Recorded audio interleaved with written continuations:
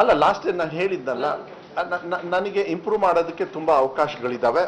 ಇದನ್ನು ಈ ಸತಿ ನಾವು ಗ್ಯಾರಂಟಿ ನಾವು ಮಾಡೇ ಮಾಡ್ತೀವಿ. ಯಾಕೆಂದರೆ ನಾನು ದಯವಿಟ್ಟು ನಾನು ತಮ್ಮಲ್ಲಿ ಮನವಿಯನ್ನು ಮಾಡಲಿಕ್ಕೆ ಇಷ್ಟಪಡ್ತೀನಿ. ಯಾವ ರೀತಿ ಎಕ್ಸಾಮ್ಸ್ ನಡೀತಾ ಇತ್ತು ಅಂತೇಳಿ ಅದ್ರ ಬಗ್ಗೆ ಚರ್ಚೆ ಮಾಡಲ್ಲ.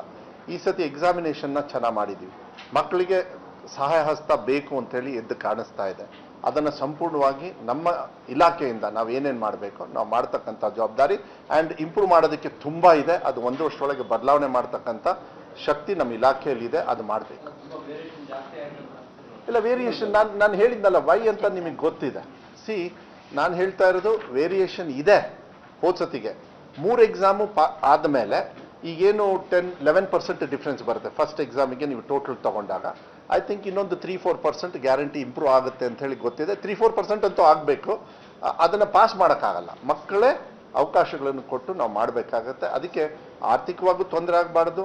ಮಕ್ಕಳಿಗೆ ಮನೇಲಿ ದುಡ್ಡು ಕಟ್ಟೋದು ವೇಸ್ಟು ಬೇಕು ಅಂತ ಹೇಳಿದಾಗ ಮಕ್ಕಳಿಗೇನು ದುಡ್ಡಿರಲ್ಲ, ತಂದೆ ತಾಯಿ ಇರುತ್ತೆ. ದುಡ್ಡು ಕಟ್ಟೋದೆ ಅಂತ ಹೋಗಿ ದನ ಕಾಯಿ ಅಂದ್ಬಿಟ್ರೆ ನೋ, ಬೇಡ, ಏನು ಬೇಡ. ನಾನು ತಂದೆ ತಾಯಿಯವ್ರಿಗೆ ಮನವಿ ಮಾಡ್ತೀನಿ ತಮ್ಮ ಮೂಲಕ ಮಕ್ಕಳನ್ನ ಕಳಿಸಿ. ಅವ್ರು ಇನ್ನೂ ಪಾಸ್ ಆಗಿಲ್ಲ ಅನ್ನೋದು ಒಂದು ಬಿಟ್ಟರೆ, ಫೇಲ್ ಆದವರು ಅಂದರೆ ಯಾರು ಪಾಸ್ ಆಗದೆ ಇರೋರು ಫೇಲ್ ಅಂತ ನಾನು ಹೇಳೋದಕ್ಕಾಗೋದಿಲ್ಲ. That I can speak only on final 3rd exam ಬಂದಮೇಲೆ. So exam process is totally different. ಆಮೇಲೆ ಈ ಸತಿ ಎಲ್ಲ ಗೊತ್ತಲ್ಲ, ಹೋದ ಸತಿ 100 ಮಾರ್ಕ್ಸಿಗಾಗೋದು, ಕೆಲವುದೆಲ್ಲ ಈಗ 80% ಪ್ರಾಕ್ಟಿಕಲ್ಸು ಇದೆಲ್ಲ ಇದೆ. ಬಟ್ ಲಾಸ್ಟ್ ಟೈಮ್ ಥರನೇ ಅದು ನಾನೀಗ ಹೆಚ್ಚು ಚರ್ಚೆ ಮಾಡೋದಕ್ಕೆ ಹೋಗೋದಿಲ್ಲ. ಮಾನ್ಯ ಮುಖ್ಯಮಂತ್ರಿಗಳು ಇಂಪ್ರೂವ್ ಮಾಡೋದಕ್ಕೆ ಏನೇನು ಮಾಡಬೇಕು, ಗೋ ಆಲ್ ಔಟ್, ಸರ್ಕಾರದಿಂದ ಏನು ಸಹಕಾರ ಬೇಕೋ ನಾವೆಲ್ಲ ಮಾಡ್ತೀವಿ ಅಂಥೇಳಿ ಮಾನ್ಯ ಮುಖ್ಯಮಂತ್ರಿಗಳು ನಿನ್ನೆ ಮತ್ತು ಮೊನ್ನೆ ಅವರಿಗೆ ಬ್ರೀಫಿಂಗ್ ಕೊಟ್ಟು ಪ್ರಿನ್ಸಿಪಲ್ ಸೆಕ್ರೆಟರಿ ಅವರು ಮತ್ತು ಅಡಿಷನಲ್ ಚೀಫ್ ಸೆಕ್ರೆಟರಿ ಅವರು ಹೋಗಿ ಕೂತ್ಕೊಂಡು ಎಲ್ಲ ಹೇಳಿದ್ದಾರೆ. ಮಾನ್ಯ ಮುಖ್ಯಮಂತ್ರಿಗಳು ಹೆಂಗೆ ವಿಧಾನಸೌಧದಲ್ಲೂ ಕೂಡ ಹೇಳಿದರು, SSLC ಮಕ್ಕಳಿಗೆ all the best, no grace marks, same thing will follow. ಇವಾಗ ನಮಗೆ ಗೊತ್ತಿದೆ ಎಲ್ಲೆಲ್ಲಿ ನ್ಯೂನತೆಗಳಿದ್ದಾವೆ ಅಂತ. ಅದಕ್ಕೆ ನಾನು ನಿಮಗೆ ಆ 4th ಪೇಜ್ ಯಾಕೆ ನಾನು ಸ್ವಲ್ಪ ತಮಗೆ ಗಮನಕ್ಕೆ ತರ್ತೀನಿ ಅಂದರೆ, ಮಕ್ಕಳು ಆಲ್ಮೋಸ್ಟ್ ಅಬೌಟ್ 60%, ಐ ಮೀನ್ 90% ಎಲ್ಲ ಮಕ್ಕಳು 90 ಅಲ್ಲ, I think almost 95%, more than 50% ತೊಗೊಂಡಿದ್ದಾರೆ. That is the catch. ಅದೇ ನಮಗೆ ಆ ಫಾರ್ಮುಲಾನ ತೊಗೊಂಡು ಬೇರೆ ಕಡೆಗೆ ಇಂಪ್ಲಿಮೆಂಟ್ ಮಾಡಬೇಕಷ್ಟೇ. ಸೇಮ್ ಡಿಪಾರ್ಟ್ಮೆಂಟ್ ಅಲ್ಲಿ ಏನೇನು ಅಂತೇಳಿ ಈಗಾಗಲೇ ನಾನು ಹೇಳಿಬಿಟ್ಟೆ. ಈಗ ನೆಕ್ಸ್ಟು ಕಾಲೇಜ್ ಶುರು ಆಗೋಷ್ಟಿಗೆ we have to be ready before only. ಎಕ್ಸಾಮಿಗೆ course 2nd exam 3rd exam ಕೊಡೋದು ಇಂಪಾರ್ಟೆಂಟ್ ಅಲ್ಲ, ಅದು ಅವಕಾಶಗಳು ಮಾತ್ರ.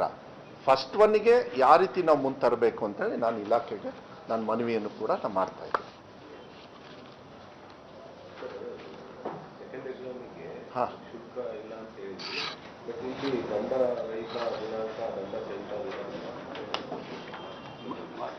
it's the prerogative of the honorable minister to announce.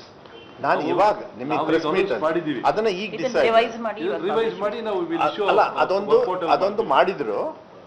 ನಾನು ಈಗ ನಾನು ಜೆರಾಕ್ಸ್ ಮಾಡೋದಕ್ಕಲ್ಲ. ಐ ಸೆಡ್ ನೋ, ಮಕ್ಕಳಿಗೆ ನಾವು ಸ್ಟ್ರಿಕ್ಟ್ ಮಾಡಿಬಿಟ್ಟು ಕಲಿಕೆಯಲ್ಲಿ ನಮ್ಮಿಂದ ತೊಂದರೆ ಆಗಿರೋದ್ರಿಂದ ಅವ್ರಿಗೆ ಅವಕಾಶಗಳ ಕೊರತೆಯನ್ನು ನೀಗಿಸಿದ್ದೀವಿ ನಾವೀಗ.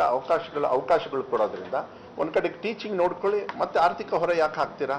ಎಷ್ಟೇ ದುಡ್ಡು ಖರ್ಚಾದ್ರೂ ನಮ್ಮ ಇಲಾಖೆಯಿಂದ ನಾವು ಮಾಡೋಣ. ನಾನು ಸರ್ಕಾರದಿಂದ ನಾನು ಅದೇ ಹೇಳಿದ್ನಲ್ಲ, ಮಾನ್ಯ ಮುಖ್ಯಮಂತ್ರಿಗಳು ಏನಂದ್ರು, ಅವಕಾಶಗಳು ಕೊಡಿ ಅವರಿಗೆ.